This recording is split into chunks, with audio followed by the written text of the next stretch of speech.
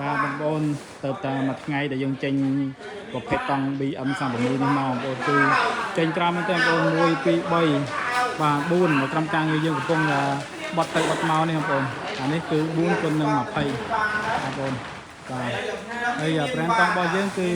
BM36 បងប្អូនជាប្រភេទតង់ខ្មៅ UV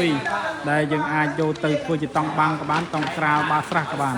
បាទហើយតង់បាំងជាងក៏បានតង់ដំបូលក៏បានបងប្អូនបាទប្រើបានរយៈពេលវែង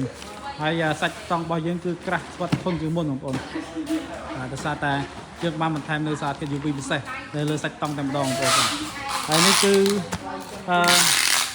តង់ខ្មៅ UV របស់យើងដែលកំពុងរៀបបាទរៀបជូនភ្ញៀវបងប្អូនបាទនេះសាច់តង់ហើយនេះអាធំមួយទៀតបងប្អូនធំនេះយើងទៅខាងណានេះមកយើងមើលទីតាំងជាក់ស្ដែងហ្នឹងហើយតែមួយស្លឹកណាបងប្អូនបាទតែមួយស្លឹកទេបាទមួយស្លឹកនេះតែមានទំហំ21គុណនឹង25តែម្ដងបាទទៅខាងបានឡុងបាទរតនគិរីបានឡុងរតនគិរីបងប្អូនសាច់តង់របស់យើងបានទៅដល់បានឡុងរតនគិរីហើយបងសាច់តង់ប៉ុណ្ណឹងហើយនេះគឺតង់សកួររបស់យើង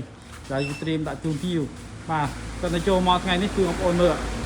អស់ខាងលើឡើងប្រហែល10ហ្នឹងបាទចូល5 6ដុំហើយអញ្ចឹងប្រហែល2ថ្ងៃទៀតអស់ហើយបងប្អូនអត់យូរទេបងប្អូនអញ្ចឹងជីវកម្មតូចយើងបងប្អូនប៉ុន្តែសាច់តង់របស់យើងព្យាយាមធ្វើមិនឲ្យកាន់តែល្អទៅបងប្អូនទៅបើទៅសម្បកវាខ្ចប់នៅខាងក្រៅយើងវាខ្ចប់ឡើង3តង់ហើយយើងវាខ្ចប់ជាមួយនឹងសាច់តង់របស់យើង BM36 ដូចគ្នាបាទទៅតាមដាខេតបាទកាន់តែឲ្យបងប្អូនឃើញកាន់តែច្បាស់ជាមួយសាច់តង់របស់យើងបងប្អូនបាទ